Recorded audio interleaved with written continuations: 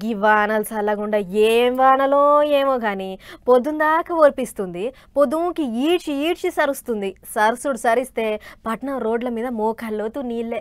పొద్దుగాల కొలువులకు పోయేటోళ్ళంతా నిమ్మలంగానే పోతుర్రు గాని పొద్దుముకి ఆఫీసులకించి ఇంటికి పోయేటి పబ్లిక్కే మస్తు షేర్ అవుతుంది. అదంతా వాన పుణ్యమే. గీ వాన జయంగా పబ్లిక్ పడుతున్న తిప్పల చెప్పతరవే లేకుంటున్నాయి అబ్బా. Dilsukh Nagar, LB Nagar, Uppal, Boduppal, Panjagutta, Peerzadiguda, Nampally, Nallakunta, Ameerpet, Amberpet, Somajiguda, Shafilguda, Koti, Kondapur, Shalibanda, Borabanda, Jubilee Hills, Banjara Hills, Narayanguda, Kushaiguda, Kukatpally, Lingampalli.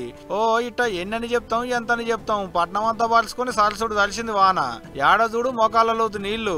ఇక కింది జాగల ఇండ్లున్నోళ్ళ తిప్పలైతే చిన్నగా లేదు. ఇళ్లకు నీళ్లు వస్తే ఎత్తిపోసుకునేది కథ అయింది.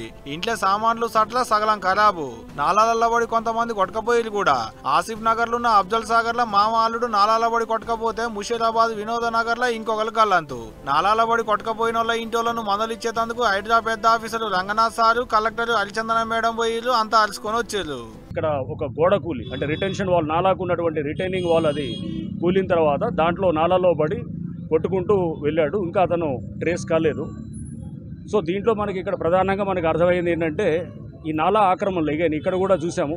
పొద్దున ఎట్లా అయితే కనుక మేము 1 గంట క్రితము ఇక్కడ మన ఆసిఫ్ నగర్లో అక్కడ అఫ్జల్ సాగర్లో కూడా చూసాం. ఈ అన్ని చోట్ల కూడా మనకి ఈ ఆక్రమణలు, నాలా ఆక్రమణల వల్లే ఇక్కడ ప్రధానంగా సమస్య. ఎంత పరిహారం ఇస్తే మాత్రం ఏం ఫాయిదా సారు? పోయినోళ్ళ పానాలు రావు కదా.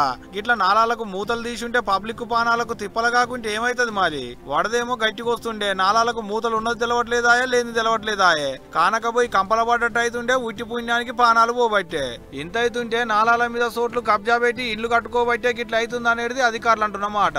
ఇదిట్టుంటే ఇటు వానలకు రోడ్లని మడుగు మడుగు. పొద్దుముకి ఆఫీసులకించి ఇంటికి పోయేటోళ్ళ తిప్పల చిన్నగా లేదు. మళ్ళా మోకాళ్ళ లోతు నీళ్ళల్లో చిన్నగా కదిలినాయి బండ్లు. పొద్దంతా నిమ్మలబడి పొద్దుముకి దొంగోడు వచ్చినట్టే వస్తుంది వాన కూడా.